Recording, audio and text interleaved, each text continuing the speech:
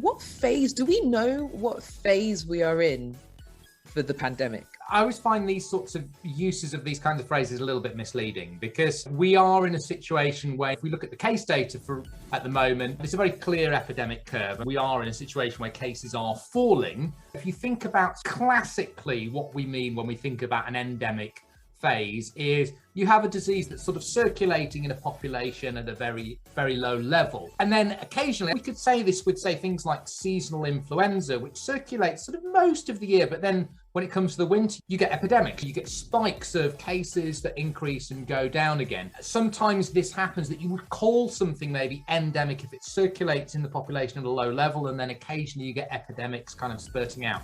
In terms of COVID-19, I would very clearly say we're not in what we would call an endemic phase as such. We are still in an epidemic.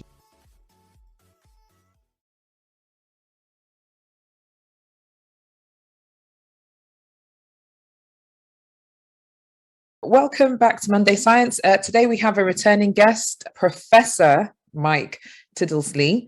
How are you today? Not too bad, thank you. How are you? Hi, thank you. Thank you so much for coming. Remind us a little bit about yourself and what you do.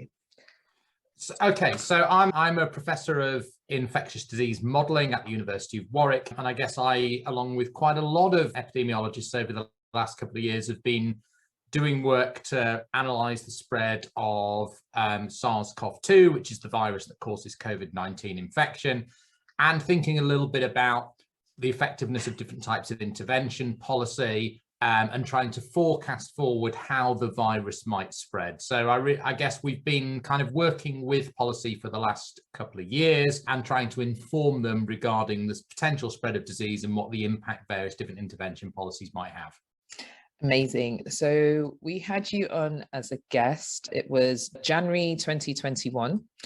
And it was amazing because it was part of our Trying to Understand COVID series, and your expertise in infectious disease modelling was really, really of importance and value to our general understanding. It's interesting to have this conversation with you a year and a bit later, and seeing how far things have gone with COVID and everything. But that's generally what we're just going to have a quick chat about, really. I was listening again to the episode.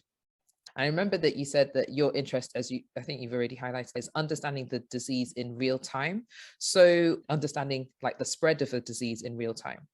What have been like the key learning points for you in this area as it relates to SARS-CoV-2 over the last year? Well, I think, of course, the challenge that we do need to remember is that any kind of sort of real-time modelling, there is an awful lot of uncertainty attached to this. And we can see this. There have been various points throughout the last sort of 12 months where there's been a lot of uncertainty regarding what might happen. There's a couple of key points that we can highlight since last time we spoke. So we had the Delta variant emerging in the UK over the summer. And then, of course, we had the Omicron variant emerging towards the end of 2021.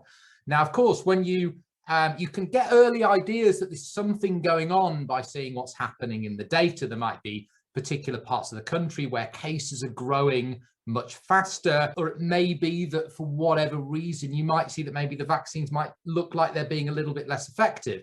And when those sorts of things happen in the data, you can get early signs of, well, there might be something going on. And then, of course, if you get genomic analysis, you can get information that suggests, okay, we have a new variant that's circulating.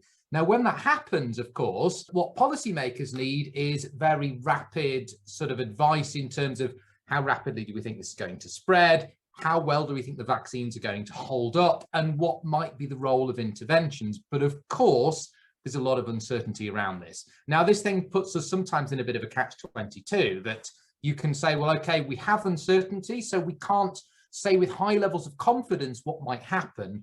But of course, the problem is you can't afford to wait for 2 to 3 weeks before you absolutely 100% know what's going to happen, because at that point, it might be too late to make a decision. So this is where it becomes really complex. And what we have to do as modelers is carry out a series of scenarios and say, well, if we think, for example, and this is very much trivializing the situation, but let's say, for example, we have a new variant that emerges and we know that the severity is anything from the same severity as the previous variant to maybe twice as severe. Then what you have to do is you have to carry out scenarios which cover that entire range of possibilities. And then once you've done that, you can then put that forward to policy and say, well, if it's as severe, then this is what we expect. If it's twice as severe, then this is what we expect. And here are all the range of scenarios in the middle. Now, of course, crucially, none of the modelers are decision makers. We are just really tasked to carry out these scenarios. And then it's up to policy to untangle all of these and take into account, any kind of economic implications, any implications based on people's behavior and so forth, for them to make a decision. But the key thing that we need to do is try to get those uncertainties into our forecasts. And that is very, very complex. We are always operating with a lot of uncertainty. And of course, it's very easy actually 2 weeks later to look back at these models and say, well, these forecasts weren't quite right, but we now have more information. So at the time that the forecasts were done, they were done based on the best information. 2 weeks later, you might have better information and your forecast might change. So these are some of the challenges that I think we have to deal with when we're modeling in real time. Now we've got so many different variants in the community. I was thinking, how do you model for all the variants in one go in a given community? And do you have to just prioritize what the main variant is and look and say, okay, well, in the UK, if let's say Omicron is the most common variant, then you model mainly for Omicron, or do you have the outliers for Delta, Alpha, whoever else is still in the mix?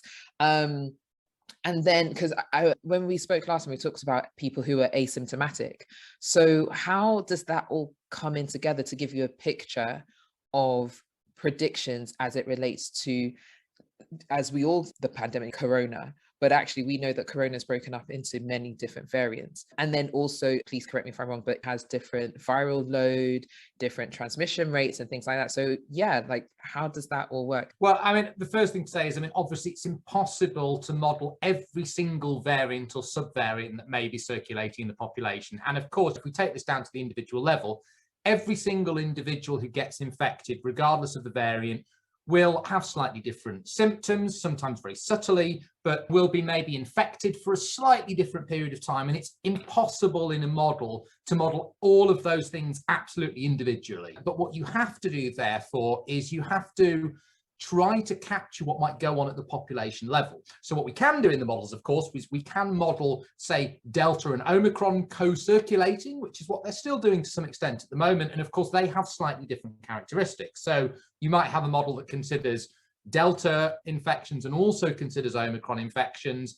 And of course, they have different severities attached to them. The vaccines are slightly different levels of effectiveness against both these variants. And of course, they're slightly different in terms of how transmissible they are. So you can build those into the model frameworks. And of course, that then affects the outcomes because, and this is particularly important when a new variant emerges. If a new variant emerges, then you need to have a model that can model both variants circulating at the same time.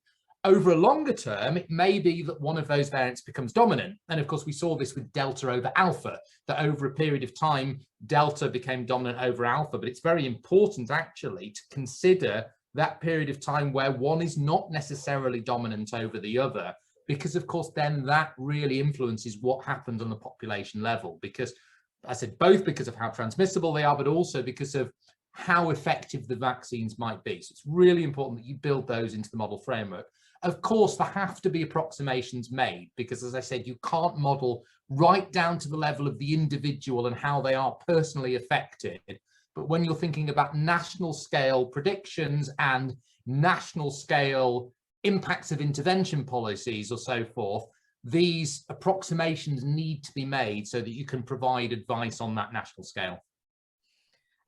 So we talk about the pandemic, and I was reading some of people saying, oh, we're in the epidemic or endemic phase. What phase? Do we know what phase we are in for the pandemic? Yeah, and I always find these sorts of uses of these kinds of phrases a little bit misleading because we are in a situation where if we look at the case data for at the moment, it's a very clear epidemic curve. I mean, we are in a situation where cases are falling. But really, if you think about kind of classically what we mean when we think about an endemic phase is you have a disease that's sort of circulating in a population at a very, very low level. But And then occasionally, I mean, we could say this with, say, things like seasonal influenza, which circulates sort of most of the year. But then when it comes to the winter, you get epidemic, you get spikes of cases that increase and go down again. Sometimes this happens that you would call something maybe endemic if it circulates in the population at a low level, and then occasionally you get epidemics kind of spurting out. In terms of COVID-19, I would very clearly say we're not in what we would call an endemic phase as such. We are still in an epidemic. It may be the tail end of an epidemic, but of course, what we don't yet know is what will happen over the next 6 months. Will we see, and I very much hope we don't, but will we see another variant emerging that has a transmission advantage again, and you get another epidemic wave? And if you do, of course, what are the implications of that? If it's a less severe variant, then it may be that you get another epidemic wave, but you don't get a wave of hospital admissions along with that because you are not getting as severe symptoms. But of course, these are all ifs, buts, and maybes. We don't yet know what might happen over the next 6 months in terms of any new variants that might come along, what will be the characteristics of those, and what will happen with the vaccination program. Are we going to have repeated vaccination campaigns for the vulnerable so that we can protect them in similar ways to what we do with flu every winter? And when the 6 month time period, is there a reason for that? Is that how long it takes for a new variant to pop up? Or are you just saying 6 months is a arbitrary value? Well, I'm clinging on to your words, Mike. I'm clinging. I think we have to say if we've learned one thing from the last couple of years, that this virus is not predictable. So we cannot say that every 6 months we will get a new variant. New variants do emerge all the time, and you get small mutations regularly when a variant passes from one individual to another. Now, a lot of those variants are no different really from any other variant that might be circulating, but sometimes you get variants emerging that have a lot of mutations and have quite a lot of different characteristics.